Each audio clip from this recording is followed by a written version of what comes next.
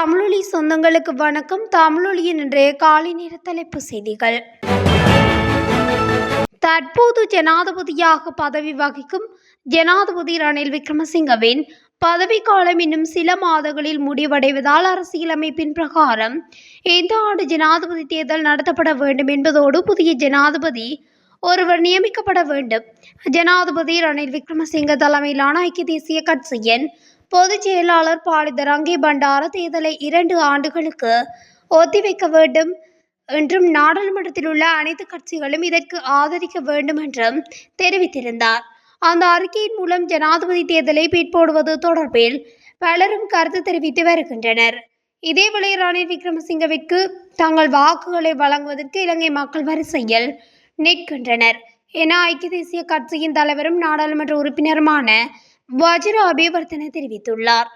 இவ்வாறான பின்னணியில் அரசியலமைப்பு திருத்தத்தின் மூலம் மட்டுமே ஜனாதிபதியின் பதவிக்காலத்தை நீட்டிக்க முடியும் எனவும் நாடாளுமன்றத்தில் 2/3 பங்கு பெரும்பான்மை தேவை எனவும் அரசியல் ஆய்வாளர்கள் தெரிவித்து வருகின்றனர்.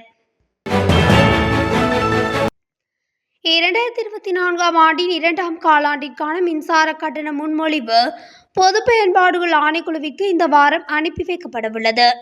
வலுசக்தி அமைச்சர் காஞ்சன விஜயசேகர தமது எக்ஸ் தளத்தில் இதனை தெரிவித்துள்ளார். ஒவ்வொரு ஆண்டும் காலாண்டிற்கு ஒரு தடவை மின்சார கட்டணத்தில் திருத்தம் செய்ய கடந்த ஆண்டு அரசாங்கத்தினால் தீர்மானிக்கப்பட்டது. இதற்கமைய எதிர்வரும் ஜூலை மாதத்தில் திருத்தம் செய்யப்படவுள்ள மின்சார கட்டண திருத்த முன்மொழிவு இந்த வாரத்தில் சமர்ப்பிக்கப்படவுள்ளதாக காஞ்சன விஜயசேகர குறிப்பிட்டுள்ளார். சீரற்ற காலநிலையினால் பாதிக்கப்பட்ட மக்களுக்கு நிவாரணம் வழங்குவதற்கு அமைச்சரவை அங்கீகாரம் வழங்கியுள்ளது. அத்துடன் வெள்ள அனர்த்தத்தில் முழுமையாக சேதமடைந்த வீடுகளை அரசு செலவில் முப்படையினரின் உதவியுடன் மீள கட்டுவதற்குமான முன்மொழிவுக்கு அமைச்சரவை அங்கீகாரம் வழங்கியுள்ளது. இது தொடர்பான பிரேரணையை ஜனாதிபதி ரணில் விக்ரமசிங்க நேற்று அமைச்சரவையில் சமர்ப்பித்த நிலையில் அதற்கு அங்கீகாரம் வழங்கப்பட்டுள்ளதாக கூறப்பட்டுள்ளது. இதேவேளை உலக சுற்றாடல் தின கொண்டாட்டங்களுக்கு ஒதுக்கப்பட்ட நிதி ஒதுக்கீட்டை சீரற்ற காலநிலையினால் பாதிக்கப்பட்ட மக்களின் நலனுக்காக பயன்படுத்துமாறு ஜனாதிபதி ரணில் விக்ரமசிங்க பணிப்புரை விடுத்துள்ளதாக தெரிவிக்கப்படுகின்றமை குறிப்பிடத்தக்கது. நாட்டில் மேல் மாகாணத்தில் வெள்ள நீர் வடிந்துள்ள அனைத்து பாடசாலைகளையும் இன்றைய தினம் திறக்குமாறு அதிபர்களுக்கு பணிப்புரை விடுக்கப்பட்டுள்ளது. இந்த பணிப்புரையை மேல் மாகாண ஆளுநர் ரோஷான் குணத்திலக்க விடுத்துள்ளார். நாட்டில் நிலவி வரும் சீரற்ற காலநிலை காரணமாக ஏற்பட்டுள்ள வெள்ள நிலைமை குறித்து எச்சரிக்கை விடுக்கப்பட்டுள்ளது. வெள்ள நீரில் விளையாடுவது மற்றும் நீந்துவதனை தவிர்த்து கொள்ளுமாறு சுகாதார அதிகாரிகள் அறிவுறுத்தல் வழங்கியுள்ளனர். வெள்ள நீரில் ஆபத்தான பாக்டீரியாக்கள் பரவக்கூடிய சாத்தியங்கள் காணப்படுவதாக தெரிவித்துள்ளனர். வெள்ள நீரில் நனைந்த உணவு வகைகளை பயன்படுத்த வேண்டாம் எனவும் அழித்து விடுமாறும் சுகாதார அமைச்சு அறிவுறுத்தியுள்ளது.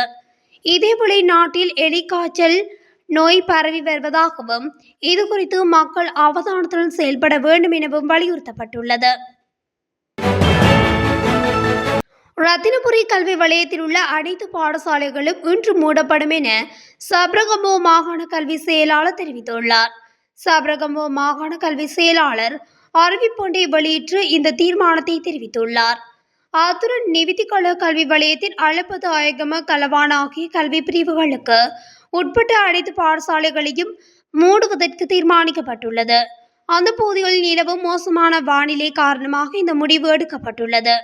அத்துடன் நிலவும் சீரற்ற காலநிலையின் அடிப்படையில் பாடசாலைகளை நடத்துவது குறித்து பிராந்திய பணிப்பாளர்களுக்கு அறிவிக்கப்பட்டு தீர்மானிக்கப்படும் என சப்ரகமோ மாகாண கல்வி செயலாளர் அந்த அறிவிப்பில் மேலும் தெரிவித்துள்ளார்.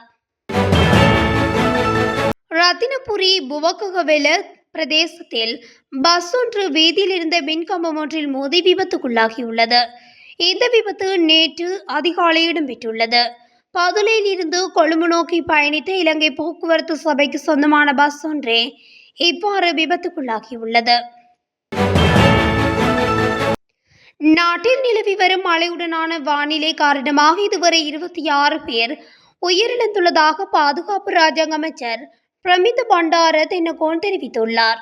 நாடாளுமன்றத்தில் நேற்று உரையாற்றிய போதே பிரமித பண்டார இவ்வாறு தெரிவித்துள்ளார். சீரற்ற காலநிலையால் இதுவரை 26 பேர் உயிரிழந்துள்ளதோடு 41 பேர் படுகாயமடைந்துள்ளனர். 23 மாவட்டங்களில் 262 பிரதேச செயலாளர் பிரிவுகளில் 33,422 குடும்பங்களைச் சேர்ந்த 1,30,021 பேர் பாதிக்கப்பட்டுள்ளதாகவும் பிரமித்த பண்டார தெரிவித்துள்ளார். நேற்று நள்ளிரவு முதல் லாப்ஸ்கேஸ் நிறுவனமும் விலையில் திருத்தம் செய்துள்ளது. இதன்படி 12.5 கிலோகிராம் லாப்ஸ் எரிவாயு சிலிண்டரின் விலை 160 ரூபாவினால் குறைக்கப்பட்டு அதன் புதிய விலை 3,680 ரூபாவாக விற்பனையாக உள்ளது. அத்துடன் 5 கிலோ எடை கொண்ட கேஸ் விலை ரூபாய் 65 குறைக்கப்பட்டுள்ளதுடன் அதன் புதிய விலை ரூபாய் 1,477 விற்பனையாக உள்ளது. நேற்று நள்ளிரவு முதல் அமலாகும் வகையில் லிட்ரோ சமையல் எரிவாயு விலை குறைக்கப்பட்டுள்ளதாக லிட்ரோ நிறுவனம் அறிவித்துள்ளது. கொழும்பில் நேற்று முற்பகல் இடம்பெற்ற செய்தியாளர் சந்திப்பின் போது அந்த நிறுவனத்தின் தலைவர் முதித பீரிஸ் இதனை தெரிவித்துள்ளார். இதற்கமைய 12.5 கிலோகிராம் நிறையுடைய லிட்ரோ சமையல் எரிவாயுவின் விலை 150 ரூபாவினால் குறைக்கப்பட்டுள்ளது. கேகாலை பிரதேசத்தில் மண்மேடு சரிந்து விழுந்ததில் 3 வயது குழந்தையொன்று உயிரிழந்துள்ளதாக போலீசார் தெரிவித்தனர். வீட்டின் பின்புறம் பாதுகாப்பு சுவர் காட்டுவதற்காக நேற்று காலை பள்ளம் தோண்டப்பட்டுள்ளது. தோண்டப்பட்ட பள்ளத்தில் குழந்தை இருந்தபோது அதற்கு மேலிருந்த மண்மேடு குழந்தை மீது சரிந்து விழுந்ததாக அப்பகுதி மக்கள் தெரிவிக்கின்றனர். பின்னர் அங்கு வந்த பிரதேசவாசிகள் குழந்தை மீது விழுந்த மண்ணை அகற்றி உடனடியாக கேகாலை போதனா வைத்தியசாலைக்கு கொண்டு சென்ற நிலையில் குழந்தை உயிரிழந்துள்ளது. சம்பவம் தொடர்பான மேலதிக விசாரணைகளை கேகாலை போலீசார் மேற்கொண்டு வருகின்றனர். கடந்த மே மாதம் 29ஆம் தேதியிலிருந்து காணாமல் போயுள்ள பெண்ணொருவர் மற்றும் அவரது மகளை கண்டுபிடிக்க போலீசார் பொதுமக்களின் உதவியை நாடியுள்ளனர். காணாமல் போயுள்ள பெண்ணின் கணவரால் கட்டுநாயக்க போலீசில் பதிவு செய்யப்பட்ட முறைப்பாட்டுக்கு அமையவே போலீசார் விசாரணைகளை மேற்கொண்டுள்ளனர். 26 வயதுடைய ஜசோதா ஹன்சனி ககதுருவ ஆராய்ச்சி மற்றும் 4 வயதுடைய மகள் சாதுர்ஜா தோஸ்னி லியனகே பெர்னாண்டோ ஆகிய இருவருமே இவ்வாறு காணாமல் போயுள்ளனர். குறித்த இருவர் தொடர்பில் தகவல் அறிந்தோர் கட்டுநாயக்க OIC 0718591639 மற்றும் கட்டுநாயக்க போலீஸ் நிலையம் 0112252222க்கு தெரிவிக்குமாறு போலீசார் கேட்டுக்கொண்டுள்ளனர். வவுனியா நெடுங்கேணி பகுதியில் சாரதியின் கட்டுப்பாட்டை இழந்து போலீஸ் ஜீப்பண்டியொன்று வீடொன்றுக்குள் புகுந்து விபத்துக்குள்ளாகியுள்ளது. நெடுங்கேணி புளியங்குளம் வீதியில் பயணித்த புளியங்குளம் போலீஸ் நிலைய ஜீப்பண்டி சாரதியின் கட்டுப்பாட்டை இழந்து வீதியோரத்தில் இருந்த வீடு ஒன்றுக்குள் புகுந்துள்ளது. வீட்டு வேலியை உடைத்துக் கொண்டு சென்ற ஜீப் வண்டி வீட்டுக்குள் நின்ற மோட்டார் சைக்கிள், வீதியோர மின்சாரத்தூண், வீட்டு குடிநீர் இணைப்பு என்பவற்றை சேதப்படுத்தியுள்ளதுடன் அருகிலுள்ள கொட்டகையில் படித்துக் கொண்டிருந்த சுமார் 40 வரையான மாணவர்கள் மயிரிழையில் தப்பியுள்ளனர். விபத்தின் போது புளியங்குளம் போலீஸ் நிலைய பொறுப்பதிகாரி உட்பட 5 பேர் சிவில் உடையில் வாகனத்தில் இருந்ததாக விபத்து இடம்பெற்ற பகுதியில் இருந்த மக்கள் தெரிவித்துள்ளனர்.